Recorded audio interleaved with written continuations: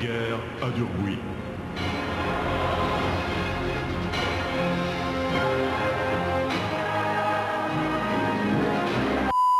Mesdames, messieurs, bonjour. Eh bien voilà, c'est la guerre. L'ultimatum que les Bleus ont lancé aux Blancs vient d'expirer et nous allons découvrir en direct avec vous les premières images du conflit. Voilà, donc ce sont bien apparemment les premières images du conflit, mais comme on ne voit pas grand-chose, on va vite demander aux spécialistes de nous analyser tout ça. Il y a beaucoup de bois, il y a des ponts, il y a personne qui bouge, mais c'est vraiment difficile à voir parce que, étant donné qu'on ne voit personne, on ne sait pas où ils sont exactement. À un moment donné, dans ces images, on a eu l'impression de voir bouger quelque chose. Est-ce qu'on peut déjà donner une nouvelle analyse? C'est difficile à dire parce qu'on ne sait pas si c'est du gibier ou si c'est des joueurs. Maintenant, comme vous le voyez sur ces images, des troupes bleues sont en train de progresser sur le terrain. Ah, une dépêche vient de tomber. Eh bien, apparemment, oui, ce seraient bien des soldats bleus. Ils progressent rapidement, mais nous ne savons pas où ils se trouvent. On a débarqué avec nos troupes au sol il y a 5 minutes. Notre objectif est d'atteindre Blanc City, qui se situe à un bon 5 minutes, à 500 mètres. On n'a rencontré aucune résistance, le moral des troupes est bon. On devrait y arriver. Les Bleus nous disent qu'ils ne sont plus qu'à 200 mètres de la capitale, que Blanc City va bientôt tomber. Un faux ou un tox? Un tox. Nous les avons vu arriver, nous avons repoussé.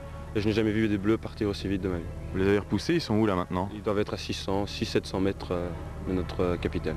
Tiendrait bon? Oui, ils ne passeront pas. Évidemment, en pleine guerre, c'est difficile de discerner le vrai du faux, mais notre spécialiste est là pour clarifier tout ça.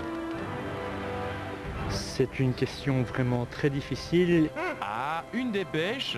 À prendre bien sûr avec les précautions d'usage, il semblerait qu'un hélicoptère bleu serait tombé en panne et que l'équipage serait fait prisonnier par les Blancs, mais déjà les premiers démentis. Faux. C'est tout à fait faux.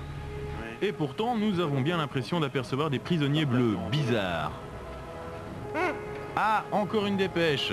Oui, et qui nous dit cette fois que la Convention de Genève n'autorise pas les belligérants à montrer le visage des prisonniers. Excusez-nous, faites comme si vous ne les aviez pas vus.